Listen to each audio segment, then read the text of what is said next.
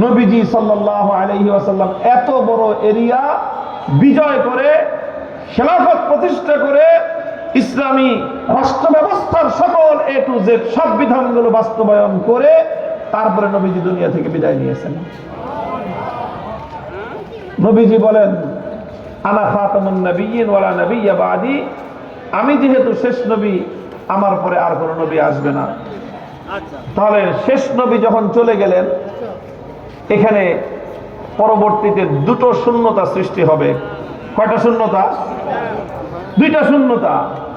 একটা শূন্যতা সৃষ্টি হবে নবুয়তের শূন্যতা, আরেকটা শূন্যতা সৃষ্টি হবে নেতৃত্বের শূন্যতা, রাজনৈতিক নেতৃত্বের শূন্যতা সৃষ্টি হবে। এই হাদিস থেকে স্পষ্ট বোঝা যায়। তাহলে এই দুই শূন্যতা পূরণ হবে কিভাবে? নবুয়তের শূন্যতা পূরণ হবে কিভাবে? রাজনৈতিক নেতৃত্বের শূন্যতা পূরণ হবে কিভাবে? নবী করিম সাল্লাল্লাহু আলাইহি ওয়াসাল্লাম শুধু প্রশ্ন রেখে যান নাই, এই দুই শূন্যতা পূরণের সমাধানও তিনি দিয়ে গেছেন। সুবহানাল্লাহ তো বলতেই পারেন এখন জোরে করে। আলহামদুলিল্লাহ। রাসূল আকরাম সাল্লাল্লাহু আলাইহি ওয়াসাল্লামের উপর আমরা, আমাদের বাপ মা, আমাদের পুরা বংশ সব আল্লাহর নবীর উপর কোরবান, সব আল্লাহর নবীর উপর কোরবান। তিনি আমাদের জন্য কোনো কিছু অসম্পূর্ণ রেখে যান নাই, কোনো কিছুই শূন্য রেখে যান নাই। যেখানে শূন্যতা সৃষ্টি হয়েছে সেখানে তিনি শূন্যতা পূরণের ব্যবস্থা, বিকল্প ব্যবস্থা, অল্টারনেটিভ বিধান তিনি রেখে গিয়েছেন। নবুয়তের যেই শূন্যতা সৃষ্টি হবে সেই শূন্যতা পূরণ হবে কিভাবে?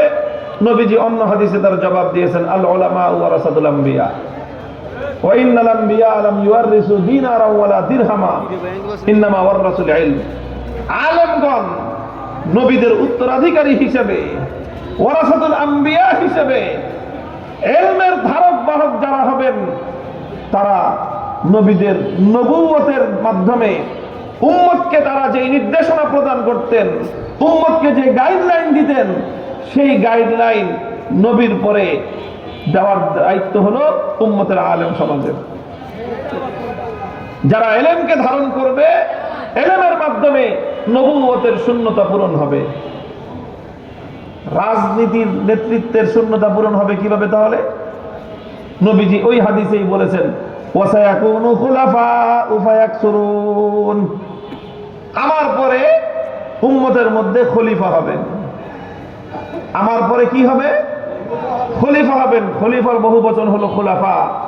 আমার পরে একের পর এক খলিফা আসবেন, অনেক খলিফা আসবে এই উম্মতের, যারা এই উম্মতের রাজনৈতিক নেতৃত্ব সামাল দিবে।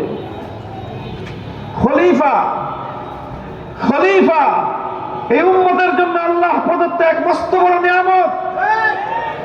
আল্লাহ পয়গম্বরের ইন্তেকালের পরে হাজার হাজার বছর ধরে নবীদের দ্বারা প্রচলিত, পরিচালিত যে দায়িত্ব পালন হতো, সমস্ত নবীদের ইন্তেকালের মাধ্যমে, আখেরি নবীর তিরোধানের মাধ্যমে উম্মতের মধ্যে রাজনৈতিক নেতৃত্বের যে শূন্যতা সৃষ্টি হয়েছে, আল্লাহর নবীজি নিজেই বলেছেন সেই শূন্যতা পূরণ করবে খলিফাগণ।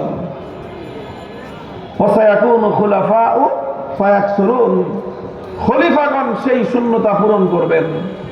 দুর্ভাগ্যজনকভাবে এই খলিফা, খলিফা মানে হলো বাংলায় বলতে পারি সহজে নেতা, আর এই ব্যবস্থাটাকে বলা হয় খেলাফত, নেতৃত্ব, উম্মতের কাঙ্ক্ষিত নেতৃত্ব। দুর্ভাগ্যজনকভাবে ইসলামের দুশমনরা মুসলিম জাতিকে নেতৃত্ব শূন্য করার জন্য খলিফা এবং খেলাফতের বিরুদ্ধে তুমুল ষড়যন্ত্র, ভয়াবহ ষড়যন্ত্র তারা পরিচালনা করেছে।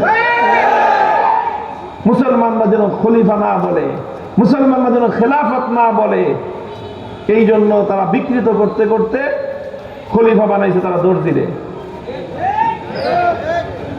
খলিফা কারে বলে বাংলায় জানো? দর্জিকে বলে খলিফা, আর বিয়ে পড়ায় বিয়ে খসায় বলে কাজী। কাজী হলো ইসলামে বিচারককে বলা হয় কাজী। এখন ওই কাজী বিচারক, বিচারক এই পদটাকে এনে লাগাইছে বিয়ে পড়ানো আর বিয়ে খসানো, খালি এই দুই কাজ, আর কোনো কাজ নেই কাজী সাহেব। অথচ কাজী মানেই তো হলো বিচারক। ইসলামের এই রাজনৈতিক প্রত্যেকটা পরিভাষাকে